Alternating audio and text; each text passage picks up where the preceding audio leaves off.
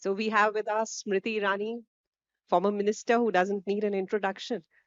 So are you the comeback kid? Rocky Balboa is back? Well, it's an comparison which gladdens my heart because if you compare me to a boxer in the political ring who could keep taking a lot of hits and keep coming back, that is not something I would shy away from, as long as I have the capacity to keep getting back up on my feet. But did you go away? I didn't, but I think that in a society where we cheer for the underdog, there were some who would want to cheer, saying that let's write her off. But there are some who are wise enough to know that you never know when she comes right back. And here she is. So my question is, Smriti Irani, HRD minister and textiles minister, or Smriti Irani, general secretary? Which newly minted general secretary, which role is closest to your heart? In a country of 1.4 billion people, as a citizen, if you have the opportunity to contribute politically or to the social conscience of your country, any role that you're given then is nothing but a privilege. There are very rare circumstances and instances when you get an opportunity to serve in the Indian Parliament. So, if you ask me what I hold as a blessing or as a privilege, the fact that as the first minister who could in 30 years make a new education policy, that for me was a great privilege. The fact that in a country of 1.4 billion, when we wanted to ascertain the quality of higher education institutions, I had the blessed opportunity to create the national ranking framework. The fact that the first MOOCs platform of the government called Swayam, I could lay the architecture of it. The fact that when we were fighting COVID and global supply chains were constrained, and India did not have a PPE manufacturing facility in our country. As textiles minister, I could oversee that. If you ask me to turn the pages back in time, those have been opportunities of great privilege. Before I came to Parliament, I had served a substantial amount of my political journey within my organization. And that journey gave me an exposure to the societal political needs of the country, which bore fruit when I became minister. So you cannot divorce the two. So probably I'll reframe as a woman politician, what is more difficult? Is it more difficult to do policy and governance or politics? If you're asking me as a woman, nothing is difficult.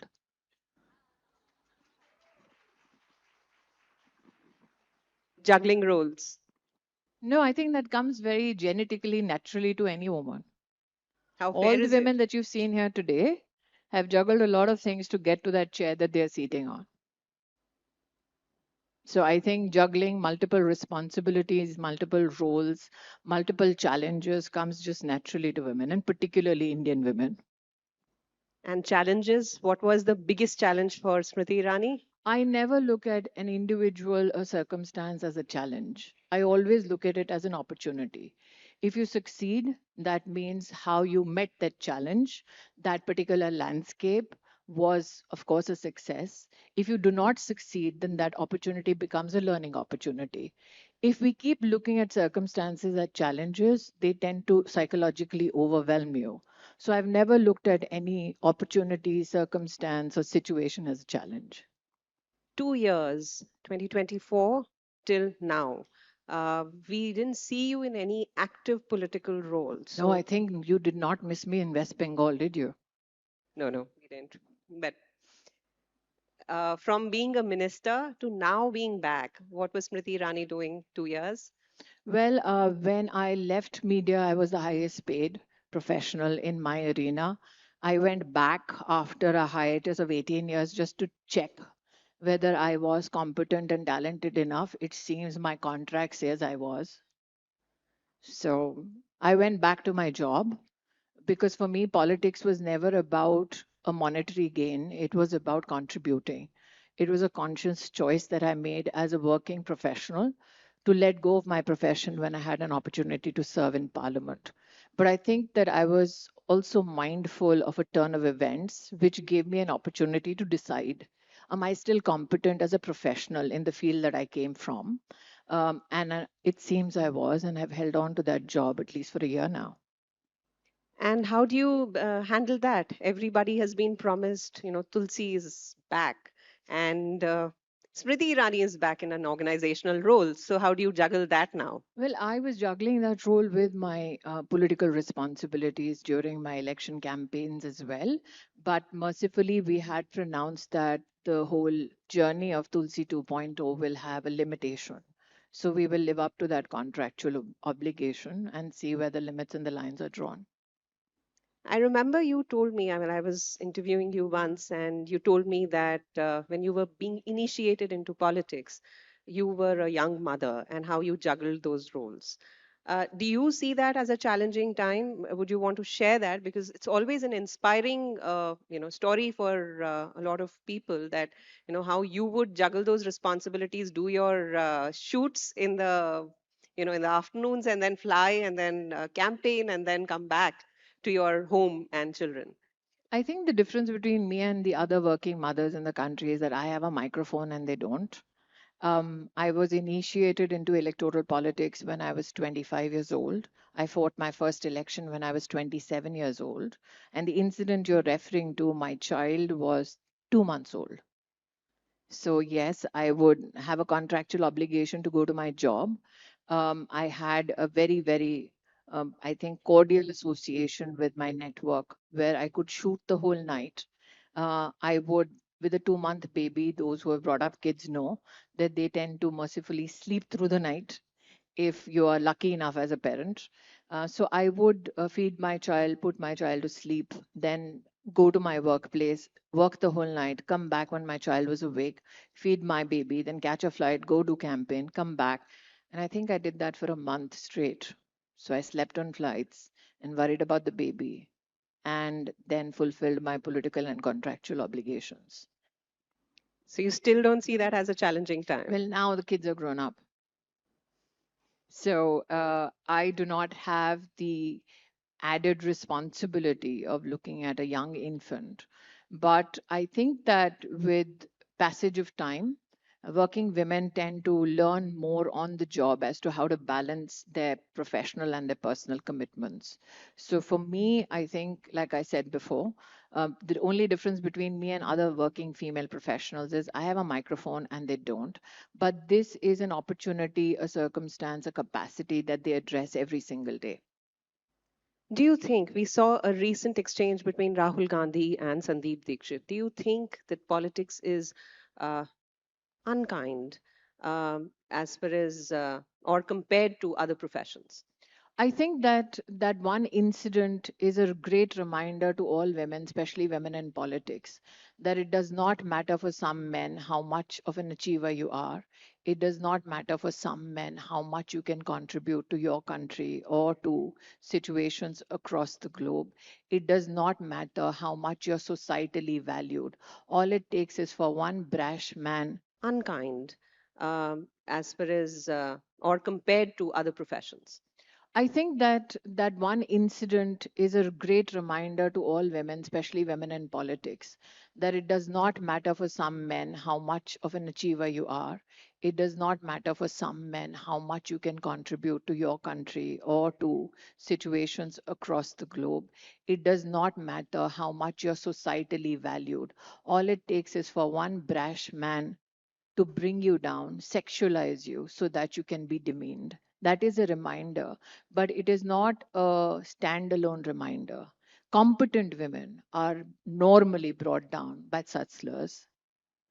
I remember once you told me that the easiest way in politics for a man to bring down a woman is not to outpace or outrun her, but is to bring her down as far as her character is concerned. Have you been within the party, outside the party, been a target? Have you felt that women need a better platform in politics than they get? I am not somebody who portrays myself to be a victim. I knew that when I'm attacked by people who are in opposition to my party, they will have sexual slur hurled at me. There were many who wanted to please the Gandhi family and thought that if their language got dirtier, they would be more endearing to the Gandhi family. But I also knew that that was an indication that they could not find me on the issues of competence. So if you're competent, and you're attacked only to bring down and assassinate your character, then know that they have no other better opportunity to somehow try and break you. So I am, in fact, mindful of the fact that this is the kind of attack that somebody in opposition will mount at me. But I am also experienced enough to know that that noise is only to distract from certain issues. So I would rather focus on the issue than the noise. Body shaming, how we dress, women in politics. What's your opinion? It is only done by those who have nothing productive to contribute to politics or to the country. Doesn't affect you.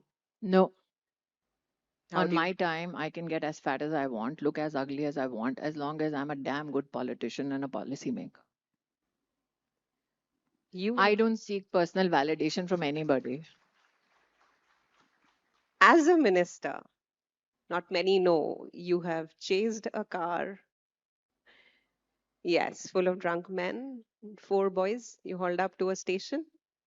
Are you still fighting a case? What Yes. was that? Will you tell us? So, since it's a sub judice matter, I'll only say this that I was alone in a car and four drunk young men gesticulated in a fashion and then tried to kind of run down a car with a female alone.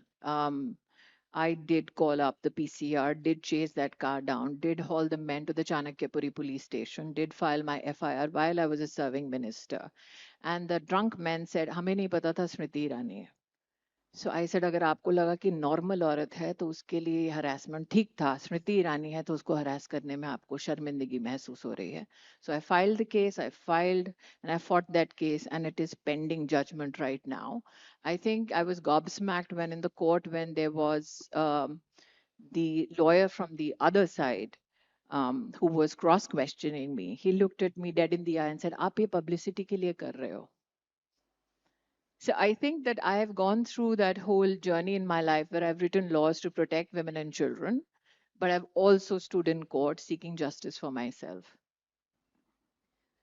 So you're a young politician. We saw protests in Jantar Mantar. Where do you think is the disconnect? Because we saw the Prime Minister taking to Instagram. This was a party in 2014 which had holograms, which was on top of its game as far as social media was concerned. Now he's given directions to his ministers to be on social media. Is there a disconnect I would between? not speak to the mind of the Prime Minister because I was not in cabinet and neither were you. I will only say if there was a disconnect, then you would not have the Prime Minister on Instagram, would you? And it is not that the Prime Minister is new to Instagram. It is just that you were a bit taken aback at the fact that he would put out a story or a video maybe at 11 in the night or 12 in the night. That is a prime minister that has his hand on the pulse of the people. That is a prime minister that is responsive. But the whole ageist value that this particular discourse brings to us compels me to ask one question in the room. How many of you are below the age of 29? Could you please help and stand? All of you who are below the age of 29. Could you look at everybody else in the room and tell us, are we redundant as human beings because we are not 29?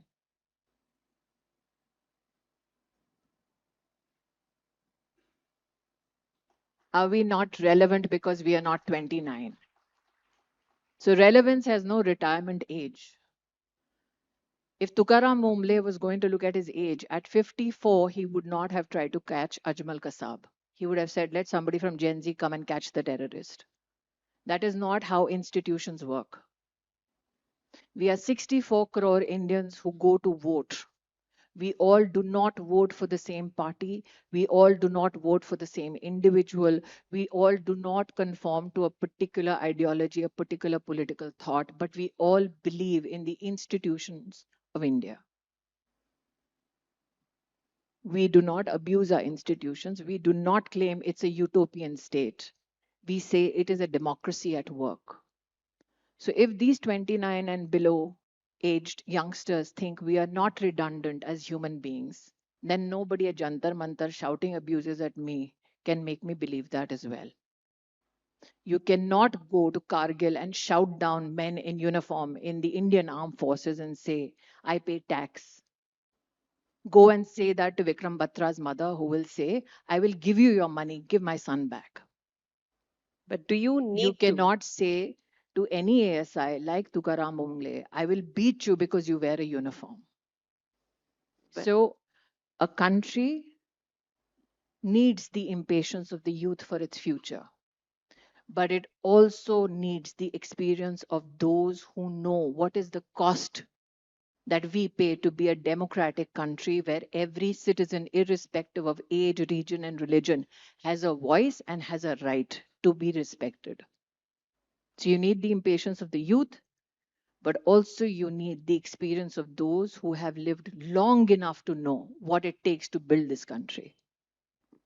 But does the party, since there were protests across India, Pune, we saw Mumbai, now in Jharkhand, at Jantar Mantar, does the party need to reconnect? Where has the party or as a society, we need to recalibrate and bring the youth Like into I our. said, everybody is deemed important irrespective of their age to be heard.